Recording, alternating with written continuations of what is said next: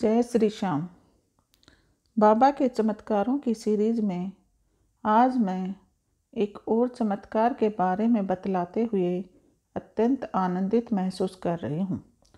आज फिर मैं उसी सन्यासी के जीवन में घटी एक और घटना का वर्णन करना चाहती हूँ, जिसका वर्णन मैंने अपनी पिछली वीडियो में किया था। आज के समय उस सन्यासी की आयु लगभग 60 वर्ष है। वे एक आश्रम के संचालक हैं और बाबा के बहुत बड़े भक्त हैं। उनको मैं लगभग 23 वर्ष से जानती हूँ। अपने जीवन की घटना का वर्णन करते हुए उस सन्यासी ने बताया कि एक बार मेरी माताजी ने अपने काफ़ी सारे कपड़े कैंची से काट डाले और ज़ोर ज़ोर से रोने लगी। यह देखो, इसने मेरे कपड़े काट दिए। सारे पड़ोसी इकट्ठा हो गए और वह मुझे ही दोषी समझने लगे। जब मैंने कहा मैंने कुछ नहीं किया तो कोई भी मेरी बात का विश्वास नहीं कर पा रहा था। गांव के बड़े बुजुर्ग इकट्ठा हुए और उन्होंने मेरी और मेरी माताजी की पूरी बात सुनी, लेकिन मेरे पास कोई प्रूफ नहीं था जिससे मैं अपने आप को बेगुनाह साबित कर सकूं। सभी को मेरी बात पर विश्वास तो था, पर बगैर सबूत के वह मेरी बात को मानने के लिए बिल्कुल भी तैयार नहीं थे। कोई कह रहा था बिना माँ का बच्चा है, यह शरारत कर दी होगी, तो कोई यह भी कह रहा था कि सौतेली माँ है, इसलिए बच्चे पर एलिगेशन लगा रही है। तरह तरह की बातें होने लगी। काफ़ी समय व्यतीत होने के बाद मेरे दादाजी ने मुझे अपने पास बुलाया और अपनी गोद में बिठा लिया। फिर मेरे से पूछा, बेटा सच्चाई बताओ, मैंने जानना है कि सच क्या है और मैं यह भी जानता हूँ कि तुम झूठ नहीं बोलोगे। मैंने कहा, दादाजी सच में मैंने कुछ नहीं किया, लेकिन मैं अपनी बात साबित कैसे करूँ।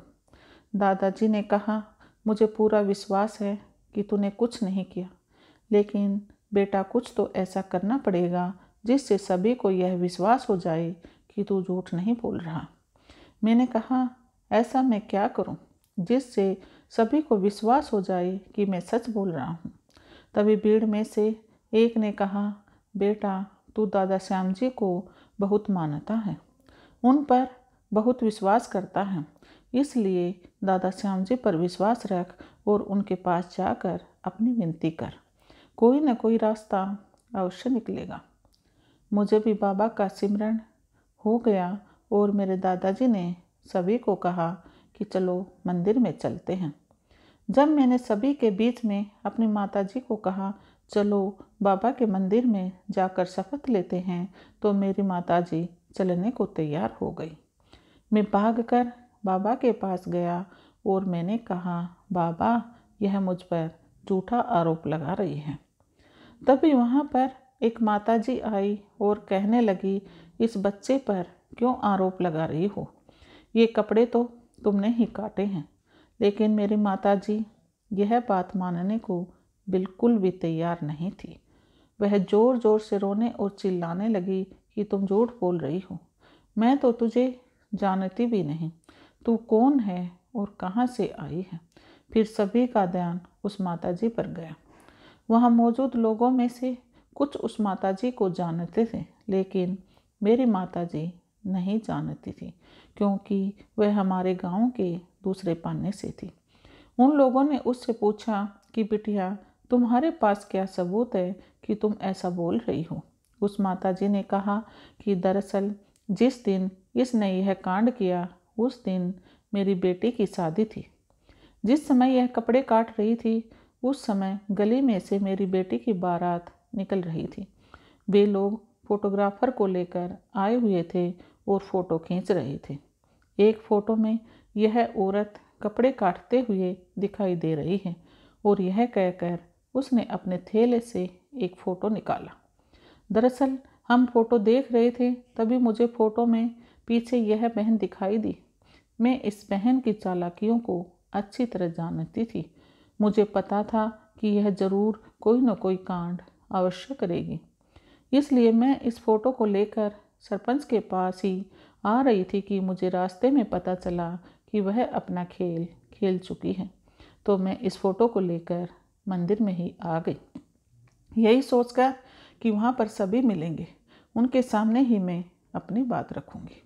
और यह कहकर उस माताजी ने फ़ोटो सरपंच के हाथ में दे दिया। मेरी माताजी उस फ़ोटो में साफ दिखाई दे रही थी। सभी बड़े सरप्राइज थे कि अब बाबा ने कितना अच्छा इंसाफ किया। तरह तरह की बातें होने लगी। कोई इसे भाग्यवश कह रहा था तो कोई बाबा का चमत्कार। लेकिन बाबा ने उस समय मेरी मदद की जब मुझे कोई रास्ता नज़र नहीं आ रहा था और मैं बिल्कुल हार मान चुका था। उस दिन के बाद हमारे गांव में कोई भी ऐसी घटना होती तो उसकी पंचायत मंदिर में ही होने लगी और बाबा हर बार न्याय ही करते। कभी ऐसा नहीं हुआ कि किसी के साथ बाबा ने अन्याय किया हो। आज भी जब मैं इस घटना को याद करता हूँ तो इसे बाबा का ही बहुत बड़ा चमत्कार मानता हूँ। बाबा अपने बच्चों के साथ कभी नाइंसाफ़ी नहीं होने देते। वे कोई ना कोई चमत्कार अवश्य कर देते हैं। जय श्री श्याम।